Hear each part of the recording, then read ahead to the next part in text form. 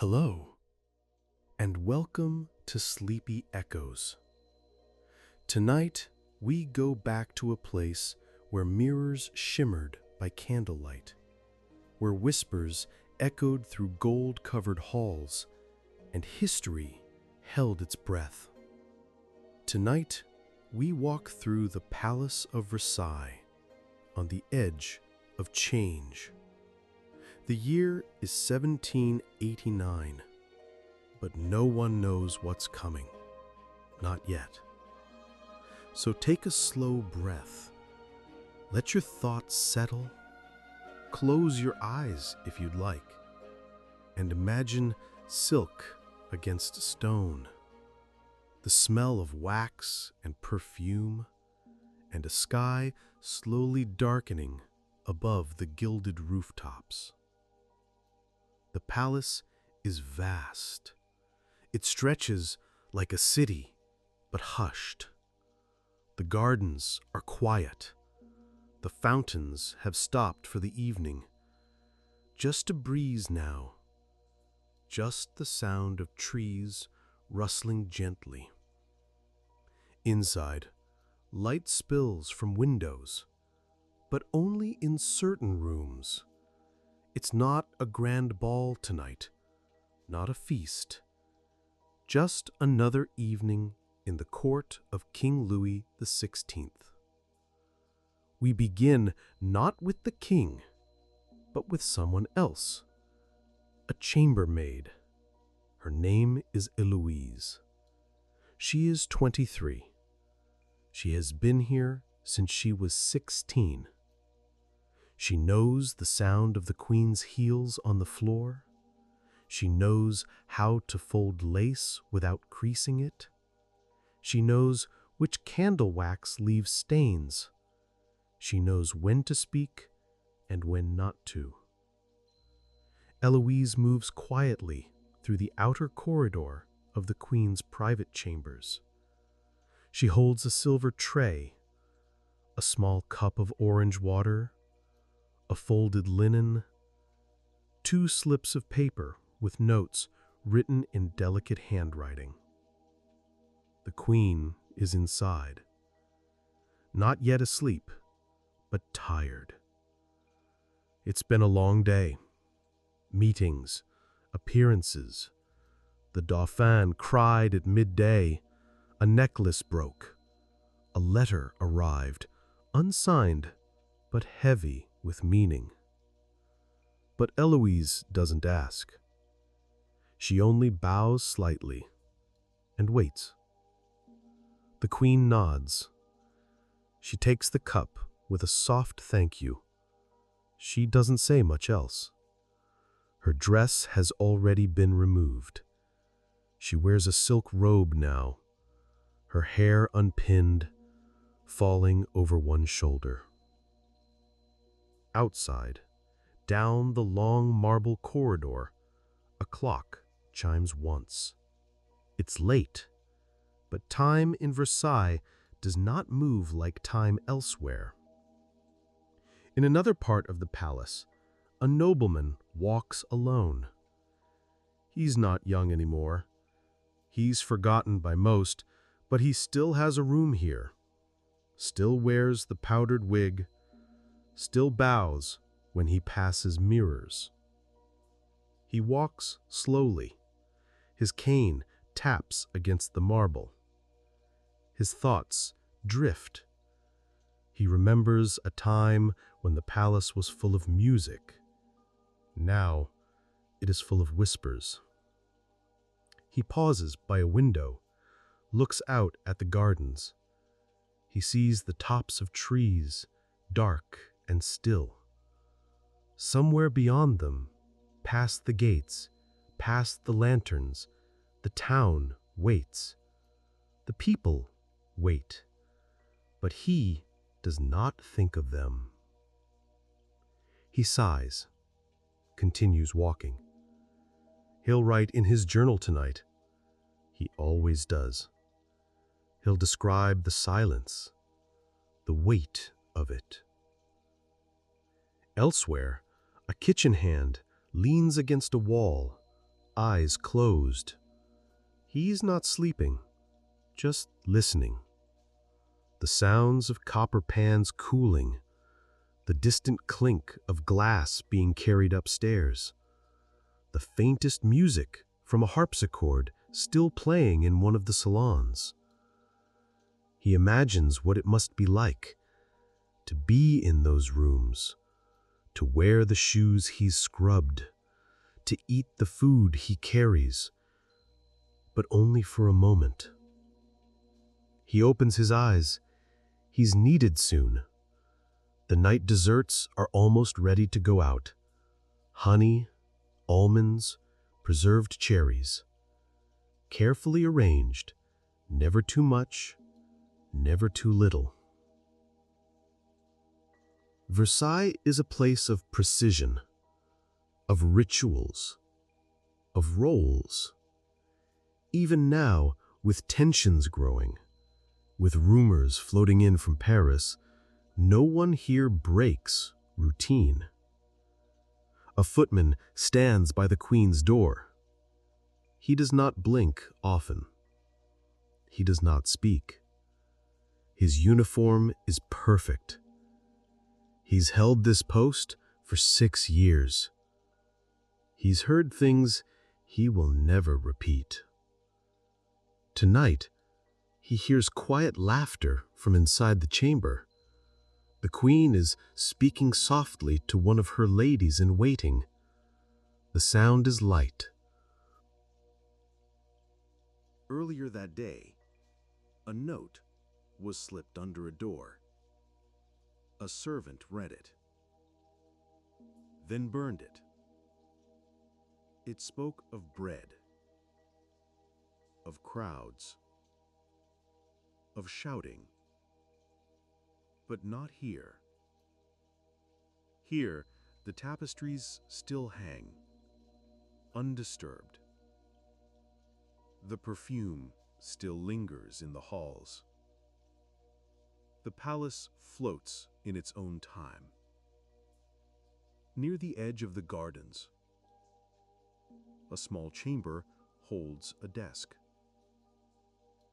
And at that desk, a woman writes. She's not royal, but educated. She is the daughter of a court librarian. She's been writing for years, secretly. She writes not of kings, but of people, of rooms no one sees, of thoughts never spoken aloud. Tonight, she writes about the air, how it feels heavy, how no one says it, but everyone feels it. She dips her quill, continues her letter. She knows it won't be sent, but writing it is enough. Elsewhere, the Dauphin sleeps. A candle burns low by his bed. A nurse dozes on a chair nearby. Outside his window, the stars are clear. One of them flickers. Or maybe it's just a tear in the glass. The palace is still awake, but gently so. A musician wipes down his violin. He's played for the Countess this evening. She asked for something sad, but not too sad. He played softly. He watched her face. She closed her eyes. He wonders if she cried. He wonders if she remembers his name. He doubts it. He places the violin in its case. carries it through the hallway. He does not linger. He does not speak. Down one level, a corridor is being swept. A young girl hums while she works. She has never seen Paris, but she's heard stories. She wants to leave someday. See something else. But not tonight. Tonight, she likes the silence. The brush of her broom echoes lightly. It's the only sound for a while. Then, footsteps. Slow. Measured. Someone from the guard walks past. He nods. She nods back. He continues. In the chapel, a candle has burned down completely.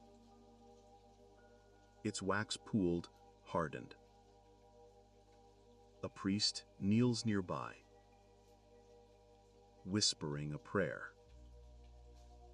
He does not pray for the king or the queen. He prays for the uncertain, for the things no one can name, but everyone senses. And above it all, in a high room with velvet curtains drawn wide, a woman looks at her reflection. It is Marie Antoinette. Her face is calm, but her eyes move quickly. She knows something is coming. She has known for months. But tonight, she lets herself rest. She dips her fingers in water, presses them to her temples. A ritual. It helps her sleep. She looks out the window. The moon is high. It casts silver light across the roof tiles. She remembers a time when she loved the stars,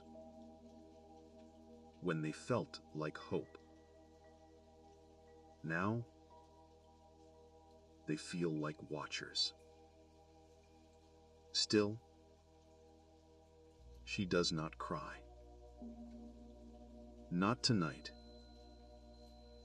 She moves to her bed. The sheets are smooth, the pillows fluffed. Eloise is still nearby. She bows, then steps out. The queen lies down, closes her eyes. For now, the night holds. The wind rustles gently through the trees outside. A guard shifts his weight. A flame flickers. The silence deepens. Versailles is asleep, but only just. The revolution has not come. The people have not stormed the gates. Not yet. For tonight, the palace still dreams. So, rest, if you're not already. Let the silence carry you. Let the gold fade into shadow. Let the candlelight dim. The mirrors reflect nothing now. A ritual. It helps her sleep. She looks out the window. The moon is high. It casts silver light across the roof tiles. She remembers a time when she loved the stars, when they felt like hope. Now they feel like watchers. Still, she does not cry. Not tonight. She moves to her bed. The sheets are smooth, the pillows fluffed. Eloise is still nearby. She bows, then steps out. The queen lies down, closes her eyes. For now the night holds. The wind rustles gently through the trees outside. A guard shifts his weight. A flame flickers. The silence deepens. Versailles is asleep, but only just. The revolution has not come. The people have not stormed the gates. Not yet. For tonight, the palace still dreams. So rest if you're not already. Let the silence carry you. Let the gold fade into shadow. Let the candlelight dim. The mirrors reflect nothing now, just darkness and the memory of light. The morning has not yet come, but the palace breathes slowly. A kind of sleep, but not deep. Like the last quiet breath before a turning point. Down a corridor, a lamp still glows. A page boy sits slumped against the wall. He was sent to deliver a message earlier, but the recipient was asleep. So he waits. His eyes drift shut. His candle burns low. His note crinkles softly in his fingers. Outside, the stars begin to fade. Not fully, not yet, but just enough to let the sky change color. Dark blue shifting toward gray. Birds begin to stir in the trees beyond the gardens. A soft call, answered by another. The first song of the day. Unseen, gentle. And within the palace, servants begin to rise, one by one. No bells, no horns, just routine. They know the order of things, where the water must be heated, which chamber requires fresh linens, who will wake before sunrise, and who won't. In the Queen's chambers, Eloise wakes first. She steps softly. She's used to it. Years of early mornings, years of doing things quietly. She opens the curtains a fraction, just enough to see the light beginning to shift. The Queen stirs, but does not wake. Not yet.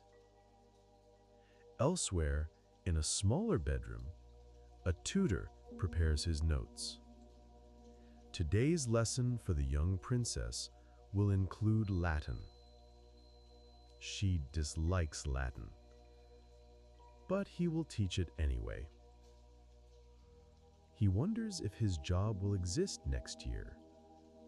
He wonders if any of this will. He does not say these things aloud. He writes instead. Familiar ink, steady hand. In another room, The violinist from the night before lies awake.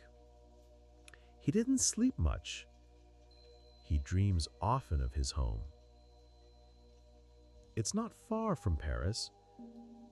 He hasn't visited in years.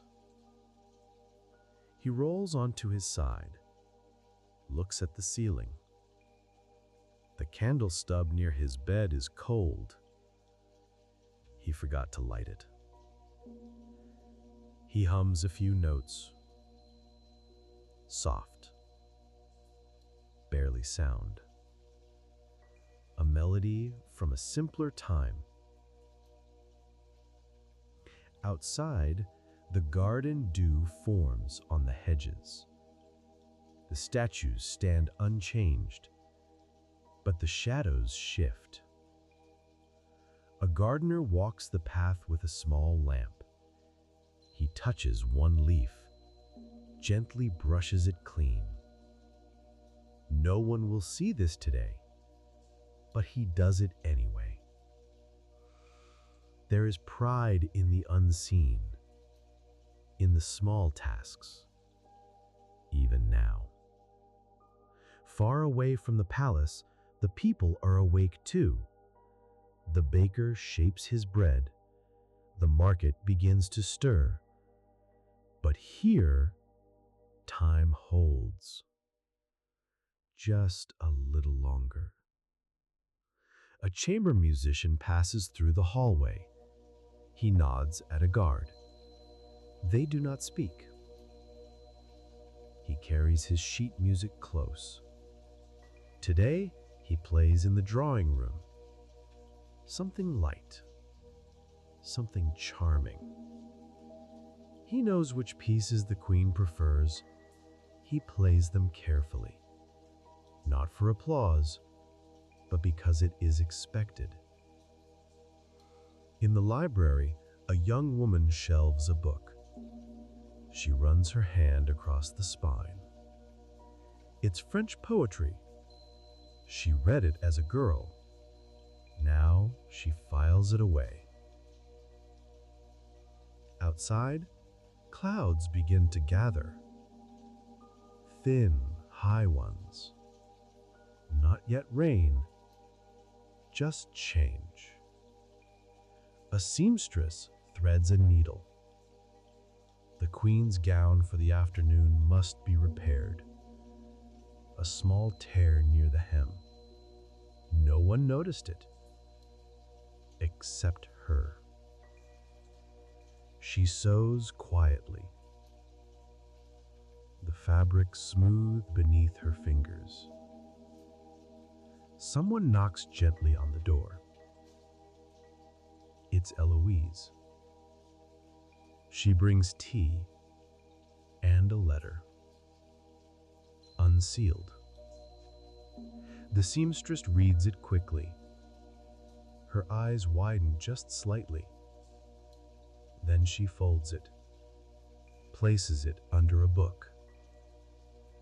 They do not speak, but Eloise lingers a moment longer, then leaves. In the queen's bedchamber, Marie Antoinette now sits upright. Her eyes are distant. She listens to the sounds outside her window. The rustle of leaves, a bird's call, footsteps below. She asks Eloise what time it is. Eloise answers softly.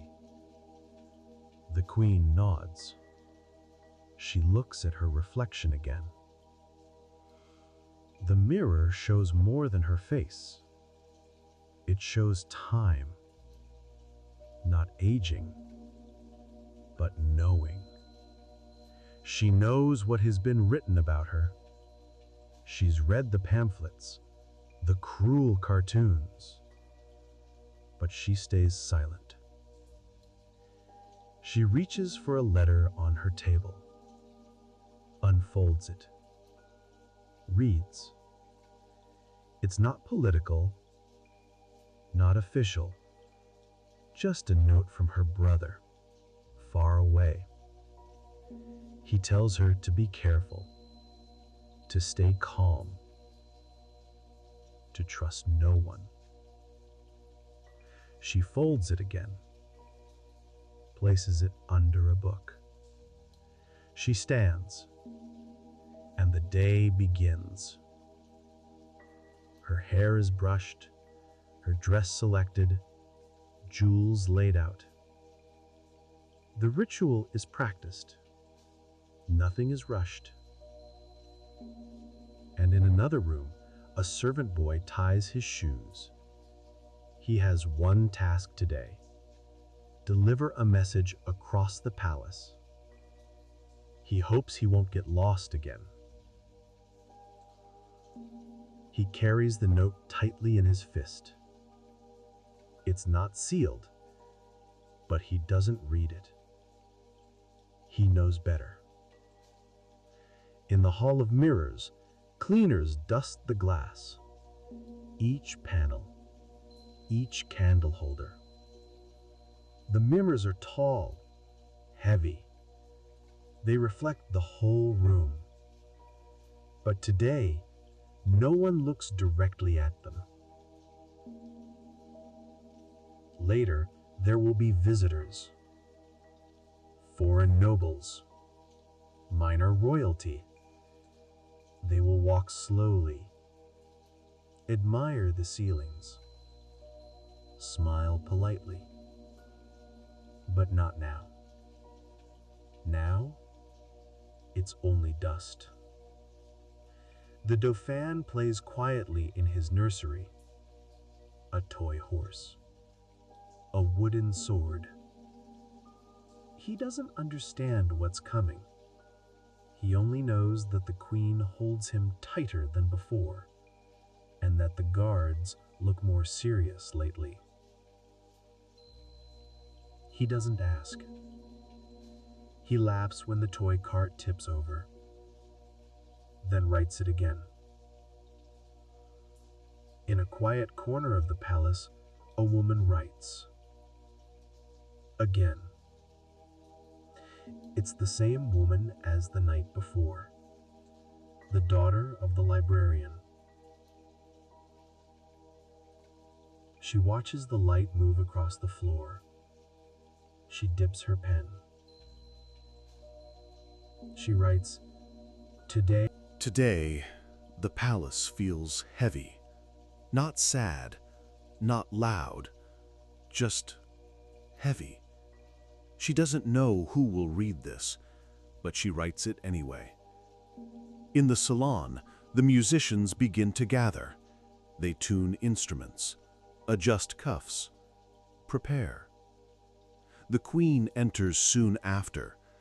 She smiles softly, thanks them. The Countess sits nearby, fanning herself.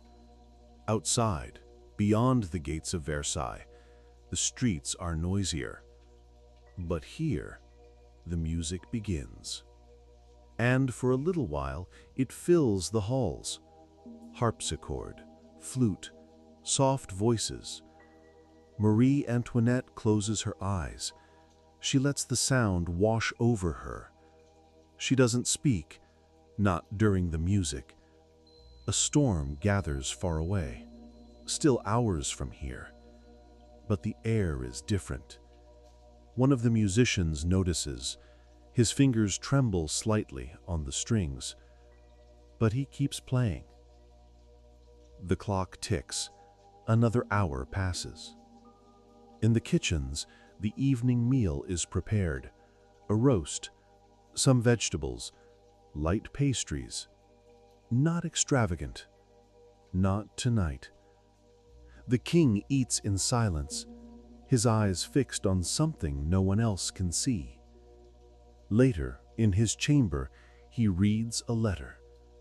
It speaks of unrest, of protests, of banners in the streets. He sighs, folds the letter, says nothing. The Queen walks the hallway slowly. She passes portraits, her own too. She pauses by one.